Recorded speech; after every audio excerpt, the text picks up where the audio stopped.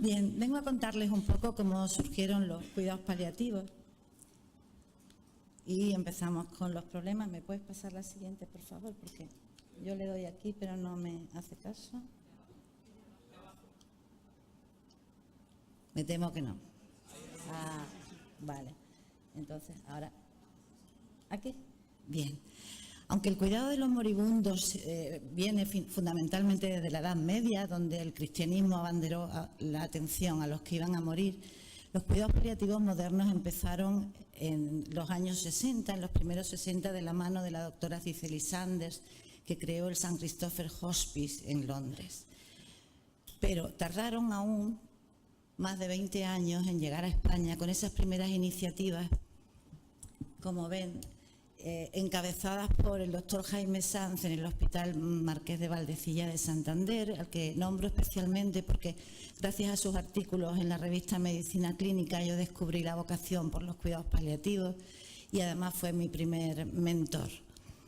A partir de ahí, nosotros, la experiencia que comparto con mis compañeros surgió en el año 90 en el Hospital de la Cruz Roja, que éramos un hospital concertado con el SAS, donde recibíamos todos los pacientes derivados tanto del Hospital Carlos Haya como clínico, como hospital civil. Y muchos de ellos eran geriátricos, que era nuestra especialidad, pero también pacientes terminales de todas las edades. En esos años 90 se desarrollaron muchísimas iniciativas, siempre personales e individualizadas en España. He destacado las dos andaluzas de dos grandes amigos, la de la Cruz Roja de Almería, del doctor Caparrós, y la del Hospital San Juan de Dios de Sevilla, del doctor Núñez. Y me faltaría hablarles de la Fundación Cudeca, de la que tengo el honor de ser socio fundador, que surgió en el año 92. Desde entonces hasta aquí podemos presumir en Andalucía de ser una de las regiones que no solo disponemos de una ley de derechos y garantías de la persona en el proceso de muerte, sino además de un proceso asistencial integrado que nos permite una coordinación tanto con primaria como de los recursos específicos y el hospital para atender a nuestros pacientes. Si hablamos de enfermedad terminal, haciendo un recorrido por los cambios, pues lógicamente hablamos de la presencia de una enfermedad avanzada y progresiva, de una enfermedad en la que ya se han intentado todos los tratamientos curativos posibles. Es una enfermedad donde los síntomas son intensos, pero además decimos siempre que tiene una característica, y es que es multisintomática, multifactorial y multicambiante. Además de eso, suele producir un enorme impacto emocional, y todos aquellos de ustedes que hayan tenido la experiencia de acompañar a un ser querido durante esta experiencia saben lo difícil que es, no solo para el paciente, sino para la familia, y yo diría que en muchas ocasiones más para la familia que para el paciente, y qué duda cabe que los equipos que los atendemos también sufrimos de este impacto emocional, aunque hemos aprendido, nos hemos formado y hemos estudiado para poner los recursos necesarios para nunca perder la calidad en la asistencia. La gran diferencia, como ven, de la definición de cuidados paliativos de entonces y la de ahora se basa fundamentalmente en el pronóstico. Esto es debido a que los cuidados paliativos surgieron en cáncer fundamentalmente, y en este momento atendemos a pacientes en situación terminal también de enfermedades avanzadas de órganos, riñón, pulmón, corazón, hígado fundamentalmente, y las derivadas de la motoneurona, la esclerosis lateral, la enfermedad de Huntington, que en este momento también están siendo atendidas por los equipos de cuidados paliativos. Por eso, de un pronóstico que cuando yo empecé decíamos 3 más menos 3, con referencia a atender también a los pacientes en últimos días de vida, hemos pasado al pronóstico de vida limitado. Por eso hay muchos pacientes que están con nosotros y atendidos por los cuidados paliativos incluso en periodos de 1 año o año y medio. Bien. Otro gran cambio en todos estos años ha sido el modelo organizativo de cuidados paliativos y en concreto en lo referente a los pacientes oncológicos. Antes nosotros empezábamos a atender al paciente cuando el oncólogo ya no lo veía más, cuando había terminado su trabajo. Sin embargo, en este momento, y no desde este momento, sino como ven desde el año 94, Los cuidados paliativos pueden empezar casi desde el principio de la enfermedad, porque como saben hay muchos pacientes que ya se les diagnostica, en el momento del diagnóstico ya son incurables, pero en este momento hay recursos de tratamiento quimioterápico, radioterápico, que van a alargar esa supervivencia y van a conseguir que tenga un poquito más de calidad. Por lo tanto, el paciente oncológico en muchas ocasiones es paliativo desde el principio y nos va a ir necesitando cada vez más según evolucione ese proceso. Como verán, yo siempre digo que los paliativistas hacemos una medicina preventiva, aunque parezca increíble, y es que nos ocupamos del duelo, no solamente de atenderlo, sino también de prevenirlo. Y en eso seguimos a pesar de los años. Bien, la vía subcutánea ha sido siempre la estrella en cuidados paliativos. Creo que hemos contribuido a recuperarla, tanto la hipodermoclisis, que nos permite hidratar a un paciente vía subcutánea en su domicilio, como el mantenerlo hasta el final e incluso realizar sedaciones paliativas o terminales en domicilio. Pero es cierto, en principio, que la vía subcutánea tiene contraindicaciones, que además de las que están ustedes viendo, yo añadiría que en ocasiones no tenemos cuidadores eficaces para utilizarla y otros pacientes que la rechazan porque especialmente sufren muchos efectos secundarios, no les desagrada que algunos medicamentos produzcan escozor y la rechazan. Y además de eso, la vía oral, dentro de los principios generales del control de síntomas en cuidados paliativos, la vía oral debe de mantenerse en la vía prioritaria y la que debemos mantener hasta el final. De hecho, hay un 60% de pacientes que pueden mantenerla hasta sus últimos momentos. Llevaos al tema que nos ocupa, contarles que cuando yo empecé en esto en el año 90, la estrella de la formulación era el licor de Brockton, que además se solía proporcionar en los hospitales y en las unidades del dolor, que antes de que surgiéramos los paliativistas ya llevaban años trabajando duramente por paliar el dolor de los pacientes. Era una fórmula modificada, como pueden entender, fundamentalmente morfina y un jarabe que tapara el amargor que ésta tiene. Nosotros, desde Cuidados Paliativos, cambiamos y fuimos los introductores de lo que se ha impuesto en la actualidad, que es la solución oral de morfina. Nos dimos cuenta, por un lado, que la serostomía, la sequedad de boca, es un problema muy frecuente en nuestros pacientes, no solamente motivado por la propia enfermedad, sino además por los secundarismos de los fármacos que utilizamos, y rechazaban los sabores dulzones. Sin embargo, el sabor amargo era mucho mejor tolerado y además la solución acuosa nos permitía que, si el paciente le resultaba desagradable, la podíamos endulzar en cualquier momento. Además, la solución acuosa tenía una ventaja y es su absorción vía rectal.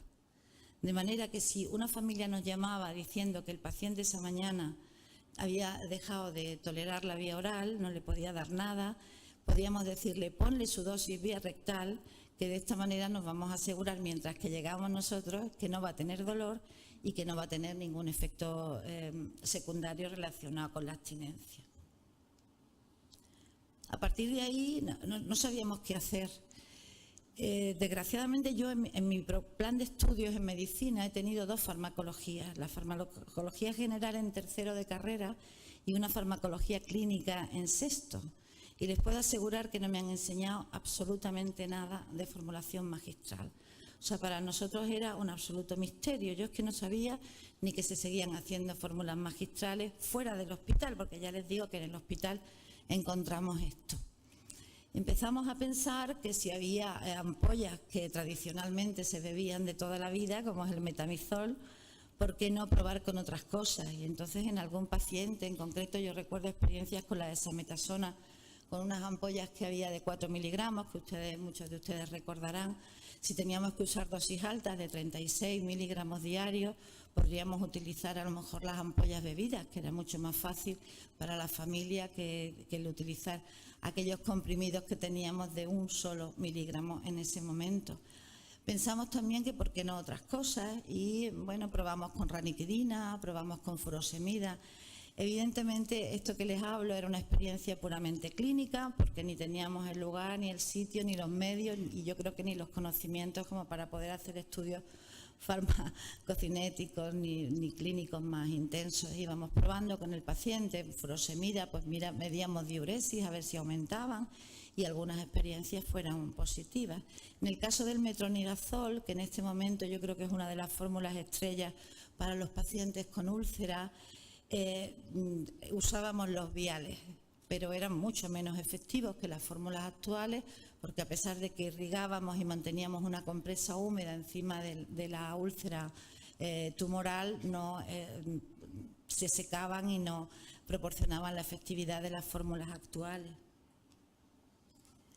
A mediados de los 90 aparecieron los primeros comprimidos de morfina de liberación controlada, que fue, yo creo que ha sido, bueno, pues uno de los grandes hitos para asegurar que el paciente oncológico sufriera menos dolor, porque antes de esto la prescripción de opioides potentes y en concreto de morfina solo la teníamos en ampolla y además el médico debía de adquirir un talonario que le costaba una módica cantidad de dinero en el colegio de médicos, si no, no la podías prescribir, pero no te lo proporcionaba tu centro de trabajo.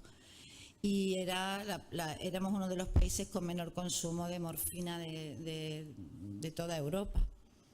A partir de estos comprimidos, primero surgieron los de liberación controlada y luego vinieron los de liberación normal, y lo que nosotros nos inventamos aquí fue que en las dosis de 10 miligramos, ya que la galénica consistía en la cubierta del comprimido, pues si los machacábamos los de 10 miligramos conseguíamos una liberación rápida.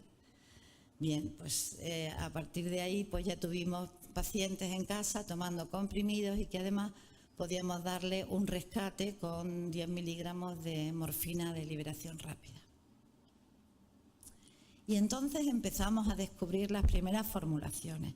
Yo sé que ahora se dice dispense, pero les puedo asegurar que yo descubrí primero el hágase según arte, y a mí me sigue pareciendo precioso, me fascinó. Pero no sabíamos lo que era eso. A mí me lo enseñó la farmacéutica, la maravillosa farmacéutica de nuestro hospital, y la verdad es que a partir de ahí pues hicimos algunas cosillas, mi punto de comparación con lo de ahora.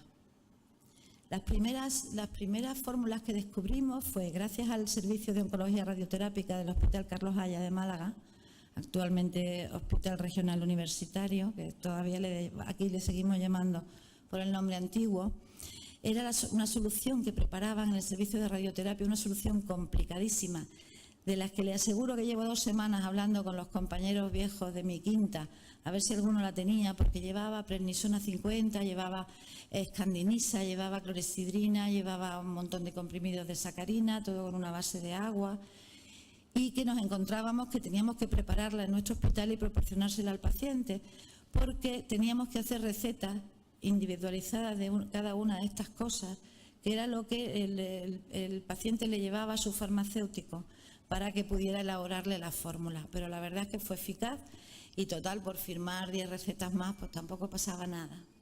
Y por supuesto, la fórmula que conocerán del cocimiento de Janssen, que todavía creo que en el Hospital Materno Infantil sigue siendo muy utilizada y que es eficaz en las mucositis, aunque creo que actualmente hay fórmulas que pueden superarla. Quiero contarles cómo descubrí que la dexametasona yo podría hacerla en fórmula magistral. Tenía un paciente de 50 y pocos años con un tumor cerebral y acudió a consulta y traía unas cefaleas que ya habían intentado controlar por otros medios, que estaba clarísimo que se debían a una hipertensión endocraneal, porque había otros signos al respecto. En principio yo le mandé con los comprimidos de 1 miligramo y le expliqué a la familia cómo tenían que machacarlo. Empezamos con dosis de 32 miligramos día y luego, según los síntomas, íbamos disminuyendo con la pauta clásica. Y en la segunda consulta el paciente había mejorado mucho, pero la familia me vino y me enseñó unas cápsulas que un íntimo amigo de mi paciente, farmacéutico, les había preparado. Y entonces yo, bueno, pues pueden imaginarse, pues me abrieron los ojos como platos y dije, pero vamos a ver, ¿esto yo lo puedo prescribir a mis pacientes? Y me dijo que sí. Digo, pues necesito saber qué poner en la receta.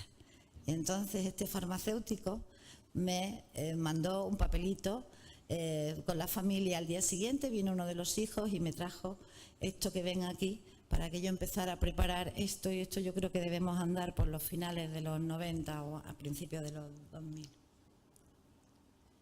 ¿Voy bien de tiempo? Sí. Bueno, estas fueron las siguientes fórmulas que actualmente están absolutamente implantadas y que fuimos usando cada vez más. El metronidazol gel, como les decía, nos permite que el antibiótico permanezca en la herida entre cura y cura del paciente, mucho más eficaz que aquellos viales de Flagyl. Y termino con el hoy. El hoy son ustedes, por supuesto. Yo contaba que en mi farmacia de cabecera, la farmacia de mi barrio, donde yo voy siempre desde que pesaba a mis niños de chiquititos, hay una pantalla electrónica donde aparecen multitud de fórmulas magistrales que no he podido fotografiar para traerles, y es una satisfacción para mí verla cada vez que me toca esa pantalla. La verdad es que lo disfruto mucho, porque al principio solo varias farmacias de Málaga tenían la posibilidad y el laboratorio para hacerlo, y en este momento prácticamente incluso en todos los pueblos, porque el Hospital Clínico abarca toda la zona de la comarca del Guadalhorce, los pacientes pueden adquirir en sus farmacias las formulaciones. Y también he hecho una foto a la herramienta de prescripción electrónica de mi hospital, donde ven ya tenemos una serie de fórmulas magistrales, y además verán que la cuarta por abajo pone fórmulas personalizadas y nos permite en un texto asociado el poder solicitar al servicio de farmacia alguna fórmula un poco modificada. Sí es verdad que solemos hablar por teléfono con ellos porque a veces no nos la pueden hacer de inmediato o no tienen los recursos, pero en principio nos lo permiten. Son dos pantallas, pero me ha parecido excesivo el hacer las dos. Sí tenemos un problema todavía para la prescripción a los pacientes externos, y es que dentro del programa de prescripción electrónica de la Consejería de Salud es muy difícil el prescribir fórmulas magistrales. Yo, si hubiese estado aquí todavía la autoridad que nos acompañaba, le hubiese pedido que intercediera por nosotros y nos facilitara la prescripción electrónica, sobre todo en consultas externas y en atención primaria.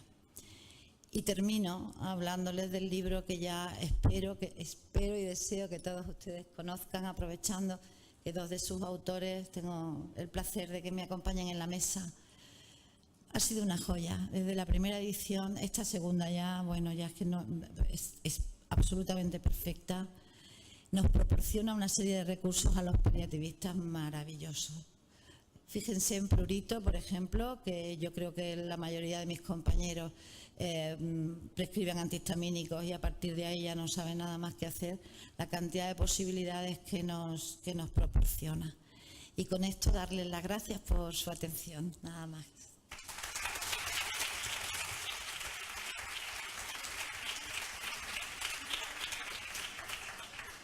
Muchas gracias, Susana, por compartir tus conocimientos y por el esfuerzo que...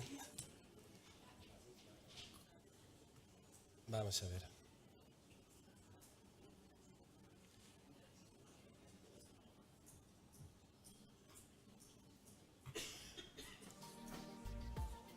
No suele haber congreso en que no falle la informática, y nos ha tocado a nosotros. Me ha tocado a mí. No me ha tocado a mí. Vale. Antes he mencionado el compromiso de AEF con los cuidados paliativos, en especial con CUDECA, una asociación que aquí en Málaga es muy conocida y valorada. Nosotros no la conocíamos. Y como muchas cosas en esta vida ocurren por casualidad, un día alguien de la Junta de AEF, un compañero de la Junta de AEF, me dijo: te mando un enlace, ábrelo y échale un ojo. Así. Yo abrí el correo y me llegó un enlace y lo abrí. Y era un formulario. Y nosotros habíamos hecho ya unos pocos, con lo cual el que tiene cierta experiencia haciendo formularios, al verlo ya sabe por dónde van los tiros. Estaba bien hecho, tenía principio de todo una base legal. Empecé a ver fórmulas, había fórmulas muy nuevas, había fórmulas antiguas, había fórmulas de toda la vida y había fórmulas que tenían 2 meses. Y yo me quedé asombrado, digo, ¿pero quién es este? Que no lo conocemos. Y al final me entero, Luis Domínguez, CUDECA, enfermero.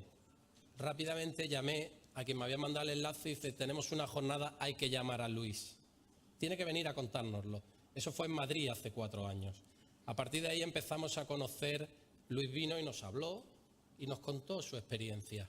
Todo fue muy improvisado y muy rápido, nos quedamos todos ojipláticos, como podéis comprender.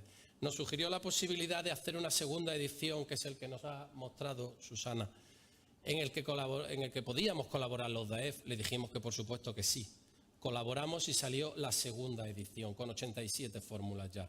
Le dimos, y con el modus operandi, me ha hecho mucha ilusión porque me lo he encontrado, creía que estaba agotada la edición y me lo he encontrado, algún ejemplar queda todavía en la mesa de QDECA que tiene ahí fuera. A partir de ahí, gracias a esta casualidad de que un compañero nuestro se encuentre mirando por la red cosas, un formulario hecho por un enfermero que nos engrandece a todos, empezó la colaboración con QDECA. Empezamos a conocer el día a día de los cuidados paliativos. Luego lo invitamos a Albacete y volví a contar la charla. Y hoy jugamos en su casa, con lo cual tenemos aquí delante al que empezó todo, empezó la colaboración y es siguiente turno de palabra para Luis Domínguez de QDECA. Luis, cuando quieras, por favor.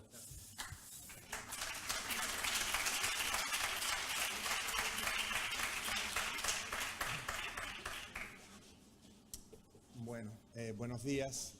Antes que nada, darle las gracias a la gran familia formulista por invitarme a una jornada más y poder darme la oportunidad de disfrutar esta jornada con vosotros. Luis, sube el micro. Sí, es que me pilla bajito. Espérate. Vale, ¿ahora sí? ¿Mejor? Vale. Bueno, es la formulación magistral necesaria en cuidados paliativos. Evidentemente, sí, se intuye.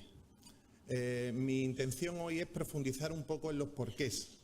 Es difícil cuantificar cuánto de importante o cuánto de necesaria es una herramienta, pero yo voy a intentar contarle un poco mis porqués o nuestros porqués para que también ustedes saquen sus propias conclusiones. ¿El de abajo? Sí.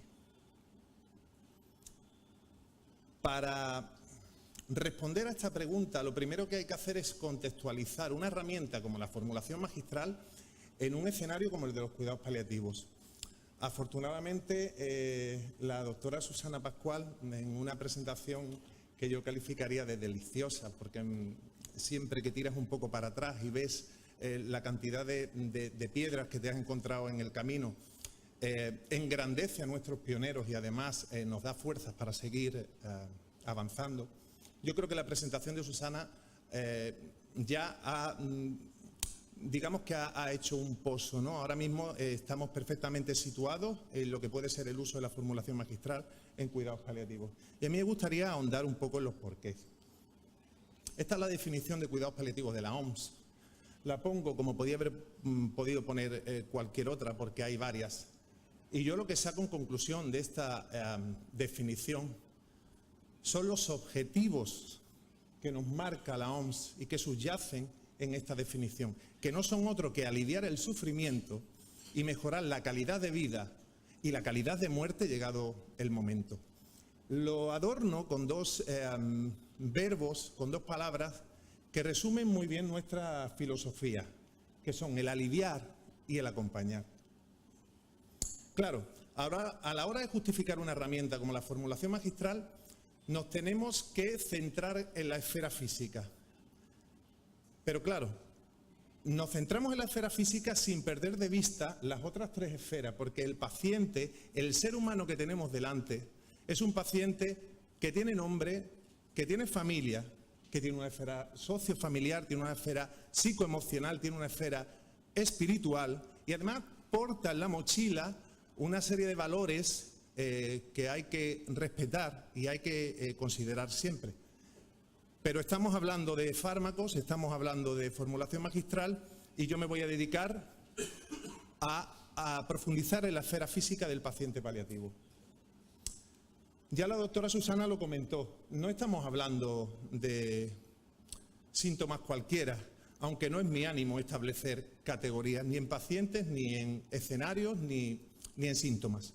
Pero sí es cierto que los síntomas en el paciente paliativo, en el paciente en el final de la vida, van a ser síntomas de gran intensidad, van a ser síntomas múltiples cambiantes y multidimensionales. Esta complejidad, y además en un contexto tan especial y tan único, nos va a crear, sobre todo al paliativista, al prescriptor, muchos problemas a la hora de abordar un síntoma. Y va a caer en que el arsenal terapéutico que hay disponible en el mercado no va a poder dar respuesta. Estas lagunas terapéuticas son las que van a propiciar que finalmente no tengamos más remedio que recurrir a la formulación magistral como herramienta terapéutica, generalmente en otra forma farmacéutica, cuando necesitemos un ajuste de dosis o en otra vía de administración. El problema que tenemos en paliativos es que son muy pocos los paliativistas que prescriben. Y todos tenemos claro que uno de los objetivos es intentar acercar la formulación magistral al paliativista, por lo menos para que la conozcan, valoren su importancia y empiecen a utilizarla. Por eso a mí se me ha ocurrido diseñar, proponerles escenarios de uso de la formulación magistral, una clasificación con escenarios de uso de la formulación magistral en el paciente paliativo. Yo entiendo que si un paliativista que tiene poca experiencia en el uso de la formulación y contempla estos escenarios, cuando lo detecte in situ, en casa del paciente, rápidamente se va a dar cuenta de que con toda probabilidad la fórmula magistral va a tener que ser una herramienta que va a tener que utilizar en un porcentaje alto de posibilidades.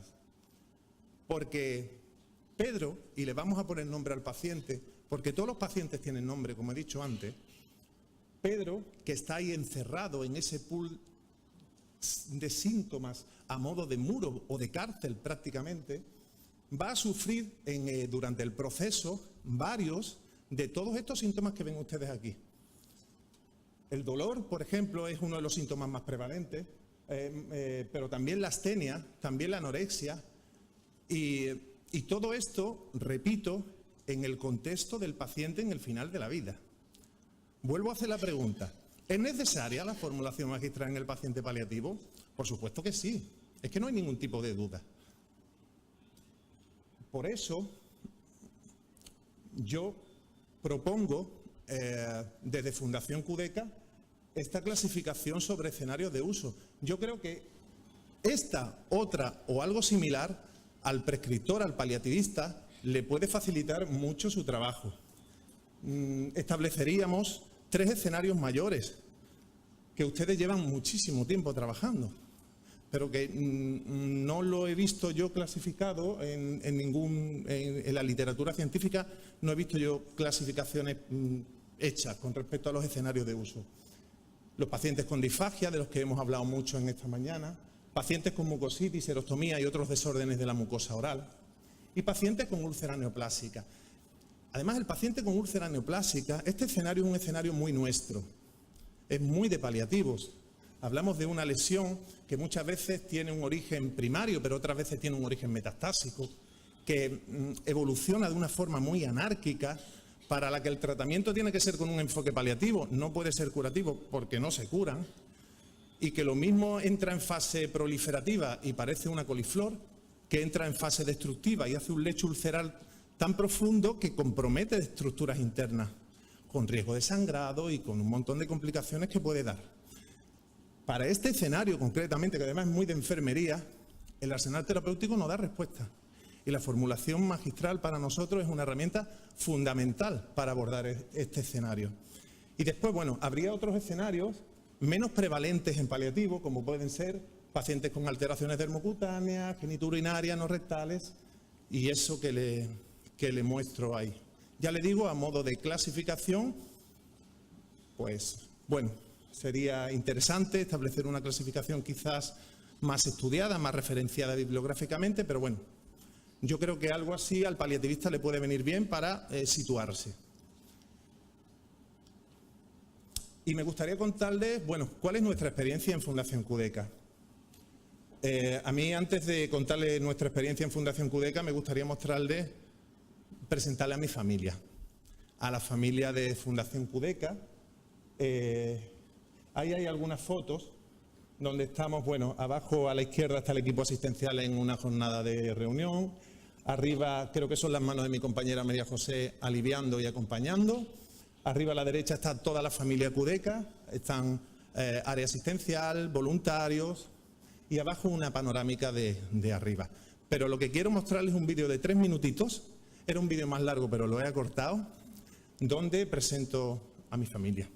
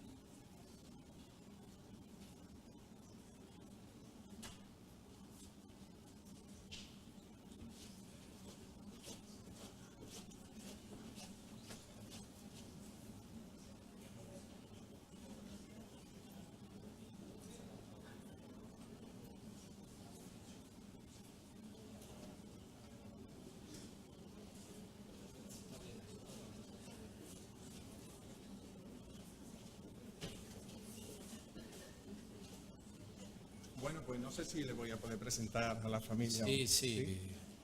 Lo probamos, pero a lentito. Ahí vamos. Perfecto. ¿O no?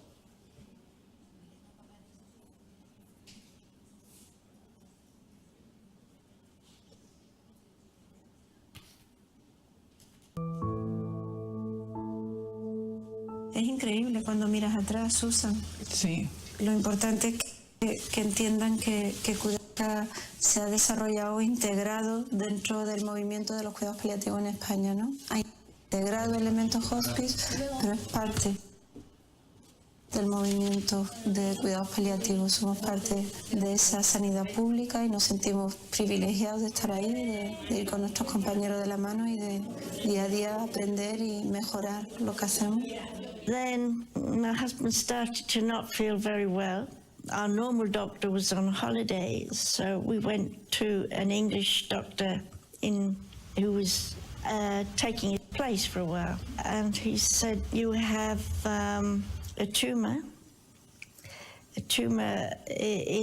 in the head, and it's beyond, there's nothing that can be done.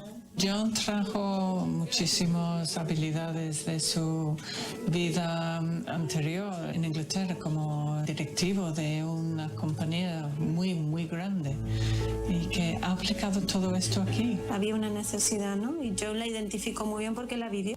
I thought it would have been nice if there'd been some sort of warmth around us, and not anything against the hospital, but he was just there in a bed, and I thought, this isn't right. He didn't deserve this at the end of his life. Nos sentíamos acompañados en todo momento, seguros de nosotros, de que lo estábamos haciendo bien. Se abre la puerta y aparece Cudeca. Aparece Cudeca. Lo que haya de la puerta para acá se va a beneficiar siempre de esa visita. Sabe que no era un hospital normal. Si no, si es hospital normal no va. No, es que no parece un hospital, parece una casa rural. Me siento pues en paz. A mí, además, pues yo aquí me siento muy tranquila en Cudeca. Cudeca me da mucha vida, pues a través de los psicólogos, sobre todo pues a través de la fisioterapeuta, además sin ayuda de los médicos a domicilio, que van a llenar mi casa por si pasa cualquier cosa, eso es muy importante. Con el modelo nuestro que tenemos conseguimos que el 74% de cada euro que entra aquí va dedicado a la misión de Cudeca. En el área de ingresos, el 80% de nuestra financiación proviene de financiación privada, principalmente de donaciones, de eventos y ya en menor medida de cajas de ahorros, y solo el 11% vienen de subvenciones públicas. Una de las cosas más destacables nuestras son las tiendas benéficas. Tenemos 12 tiendas que generan cada año aproximadamente un 30% de nuestros ingresos y que genera muchísima visibilidad al proyecto. And we have more than 650 volunteers working in the shops. That is a tremendous achievement. Intentamos aliviar, intentamos cuidar, con eso intentamos que haya una mejoría y intentamos siempre y nos comprometemos a acompañar hasta el final. Hasta el final. Estamos ahí para ellos hasta el final. Que no podemos añadir días a la vida, pero sí vida a los días.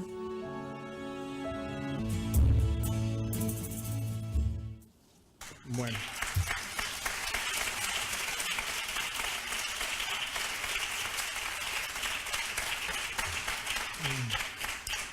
Pues esta es mi familia, ¿vale? Continuamos. Para mí era importante que conociera la institución para saber, porque ahora les voy a hablar de la experiencia en formulación que hemos tenido en QDECA y querían saber, pues bueno, en qué contexto nos movemos. Cuando yo llego a QDECA en 2005, llego para formar parte del primer equipo de enfermería que iba a poner en marcha la unidad de hospitalización.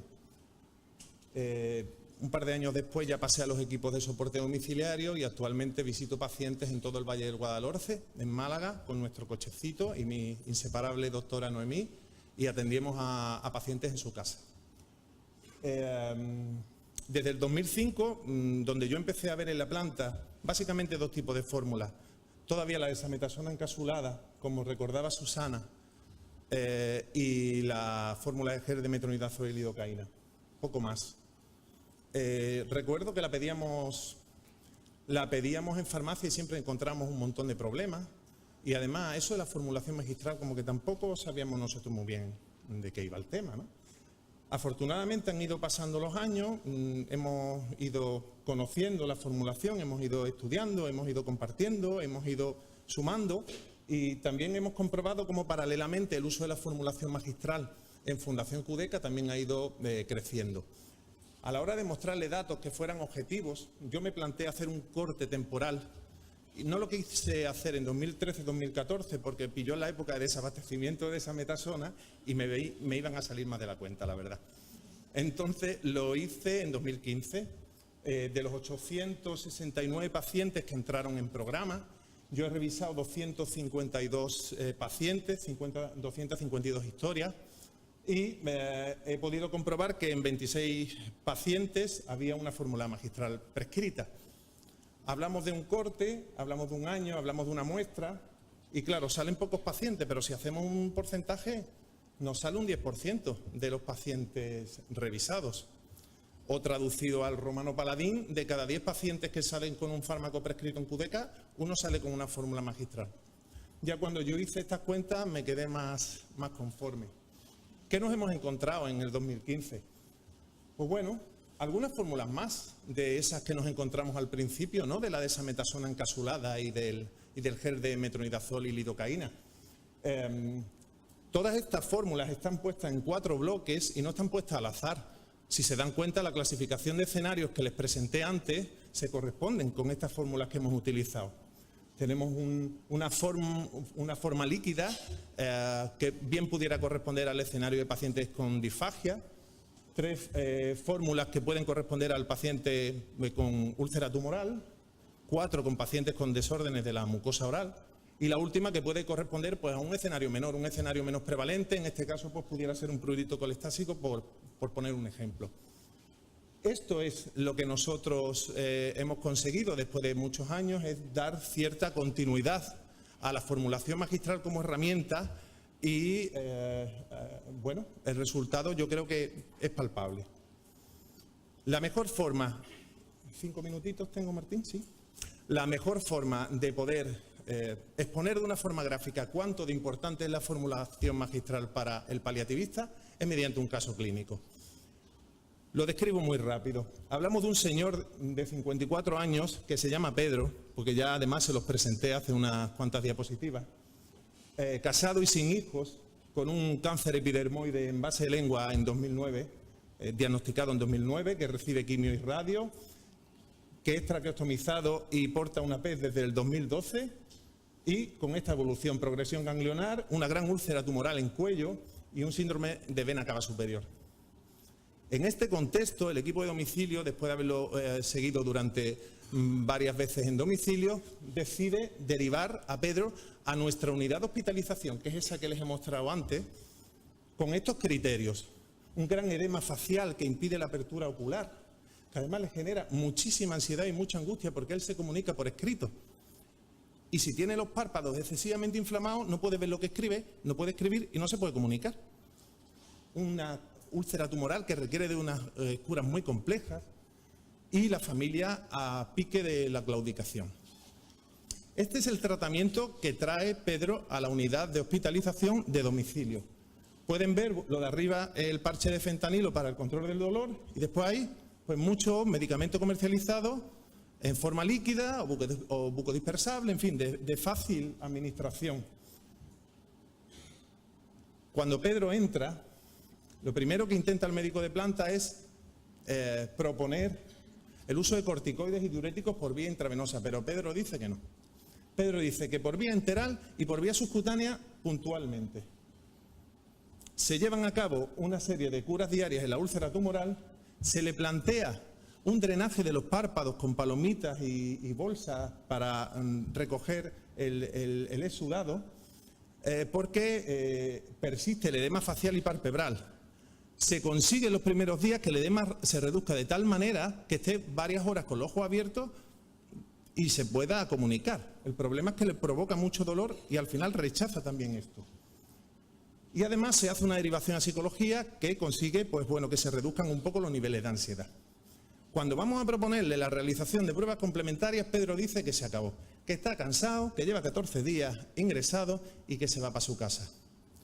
Gracias a la formulación magistral, Pedro se va con 4 fórmulas a la casa. Gracias a la formulación magistral, Pedro se va con 4 fórmulas magistrales a casa.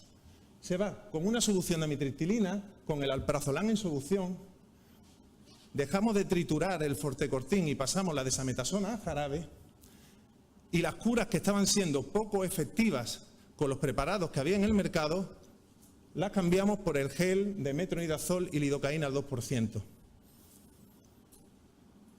Yo creo que mediante este caso clínico es bastante evidente de lo importante que es para nosotros la formulación magistral en paliativo. 2 minutos y termino. Entonces, ¿qué pasa? Porque son muy pocos los paliativistas que formulan. Este señor de arriba se llama Vilfredo Pareto y recuerdo que ya me acordé de él en las jornadas de AEF en Madrid en 2012. Este hombre enunció, es un político y economista de finales del 19 y primeros del 20, que enunció la famosa ley de Pareto, no sé si la conocen, pero vamos, es una ley curiosa. Él viene a explicar varios fenómenos que ocurren diciendo que unos pocos de mucho, o sea, unos pocos generan un mucho de algo y el resto genera el resto. Esto que suena muy enrevesado se lo explico yo con un ejemplo para que lo entiendan. La ley de Pareto sirve para justificar, por ejemplo, que el 20% de los clientes de una empresa generen el 80% de los beneficios y el 80% restante generan el otro 20%. Un ejemplo todavía más del día a día. En una boda, el 20% de los invitados seguramente generen el 80% del valor de los regalos y el otro 80% el 20% restante. Pues aproximadamente el 20, y si no es el 20 es el 15, y si no el 10, de los paliativistas generan la inmensa mayoría de las fórmulas magistrales. Y después, todo el resto, el enorme grupo restante, generan una mínima cantidad de fórmulas magistrales. Yo creo que es importante detectar el problema para abordar la solución. Por eso les pongo aquí el rostro de Pareto, porque me acuerdo mucho cuando veo cómo las fórmulas magistrales llegan en su totalidad y siempre de los mismos, pero la gran mayoría no conoce la herramienta. ¿Por qué no conoce la herramienta? Por lo que ha dicho Susana antes. La herramienta no se conoce porque ellos no la han podido estudiar en la carrera, porque hace unos años, afortunadamente ya no, el formulista producía ciencia desde el formulista para el formulista, porque yo he visto mucho formulario para el formulista, pero claro, la formulación es cosa de dos. Afortunadamente AEF desde hace muchos años, a través de programas que han puesto en marcha, están llevando como titiriteros, como me dijo Martín en cierta ocasión, la formulación magistral al prescriptor. Yo creo que ese es el camino, para evitar que el prescriptor siga pensando que la formulación magistral es como una receta de cocina o que el farmacéutico formulista es una especie de chamán o un chef de la salud. Yo creo que es importante. Por eso, yo no puedo decir... Al revés, no, sí. Y concluyo, esta es mi última diapositiva. Yo no puedo decir que la formulación magistral sea imprescindible en cuidados paliativos. Ya me gustaría, pero no lo puedo decir. Es imprescindible para unos pocos, pero no es imprescindible para el paliativista en general, porque es muy necesaria, muy útil y nos saca las castañas del fuego, pero el paliativista no lo sabe. Cuando el paliativista tome conciencia de lo necesaria y de lo útil que es la formulación magistral para nosotros, entonces pasará de ser necesaria a ser imprescindible. Y yo creo que el camino está bastante marcado. Muchas gracias.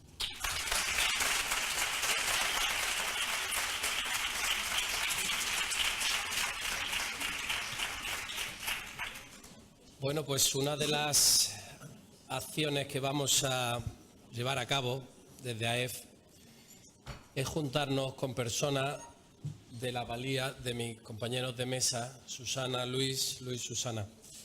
Y vamos a hacer una cosa que queremos que sea una experiencia piloto, a ver si funciona, va a funcionar, pero va a empezar aquí en Málaga, por ser la casa de QDK. No queremos hacer una foto de la fórmula, una radiografía de las fórmulas magistrales que se están utilizando ahora mismo en paliativos. Se hace, estas son las fórmulas, se presentan una gráfica y ya está. Muy bien, queda muy bien, pero no va a ningún sitio.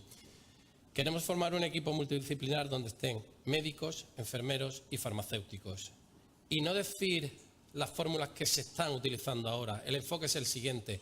¿Qué problemas tenéis o soléis tener que no pueden ser resueltos con las especialidades? Porque la industria tiene los inconvenientes que tienen. Cuando tengamos la lista de esos problemas, esos fármacos a los que no se puede llegar, entonces entraremos los farmacéuticos a darle forma galénica a esos problemas, en base a bibliografía, en base a la legalidad y en base a todo. Y una vez que esté hecho, estos son los problemas, así se pueden resolver. Obviamente el documento será público para todas las farmacias de Málaga, para que lo formulen en Málaga y se quede aquí. Y si eso funciona, esa experiencia nos la llevaremos allí donde nos llamen. Creemos que es la única forma no de potenciar la formulación magistral, no de divulgar la formulación magistral, es de estar ahí con los cuidados paliativos, porque ahora entenderéis el compromiso del que hablaba antes. ¿Alguna pregunta, por favor? Sí.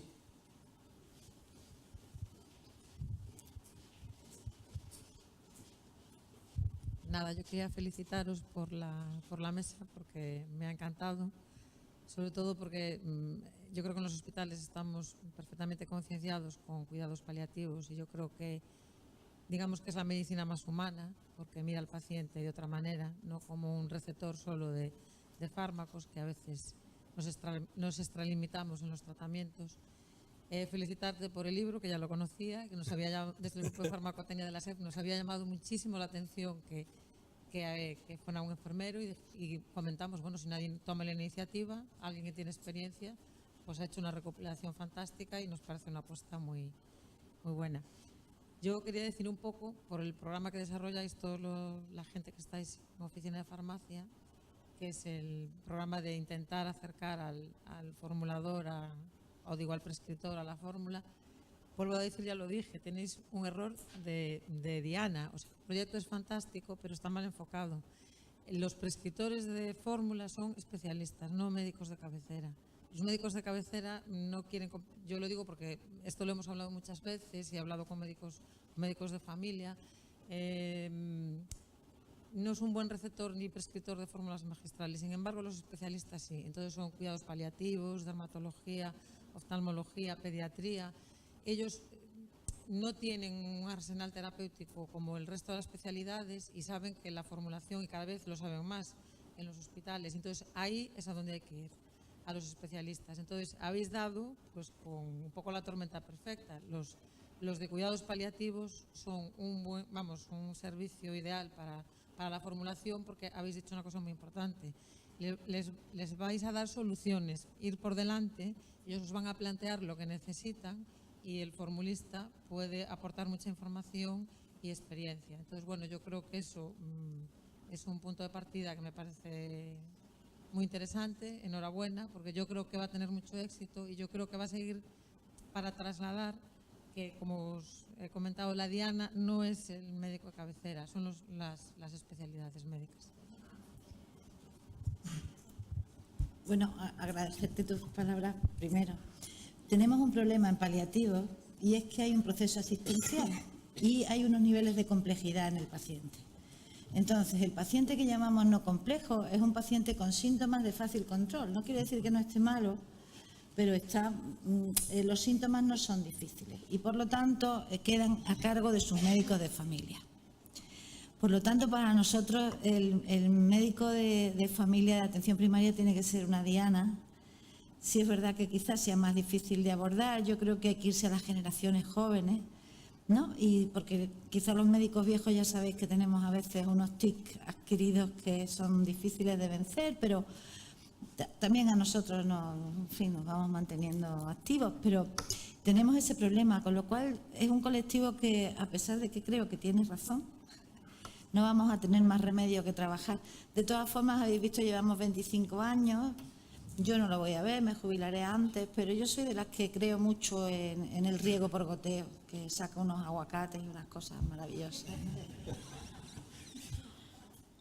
Muchas gracias, porque tomamos nota de tu punto de vista, porque lo que queremos es enriquecerlo con la opinión de todos, no nos consideramos con la razón en exclusiva y tomamos nota de cualquiera y por supuesto que le vamos a dar una vuelta. La idea es fantástica, la educación es fundamental. El problema es que yo creo que visto desde el hospital, o sea, ellos quieren que tú les soluciones la papeleta y los oftalmólogos no tienen medicación, los pediatras le pasa lo mismo, entonces ya te van a buscar. Entonces, a raíz de ahí, adelantarse, tener la oportunidad de tener un equipo en el cual te pueden exponer las necesidades que tienen no cubiertas por la industria y que tengas una persona con experiencia en formulación que te lo puede resolver, me parece fantástico. Entonces, creo que ese me parece un camino más fácil y más corto que el otro, que es más largo y más difícil.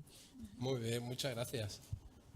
30 segundos, ninguna más. Bueno, pues muchísimas gracias una vez más a Susana y a Luis. Y en breve empezaremos con este proyecto que os hemos contado y a partir de ahora, cuando se entre una fórmula de cuidados paliativos, espero que os acordéis de todo esto. Muchas gracias.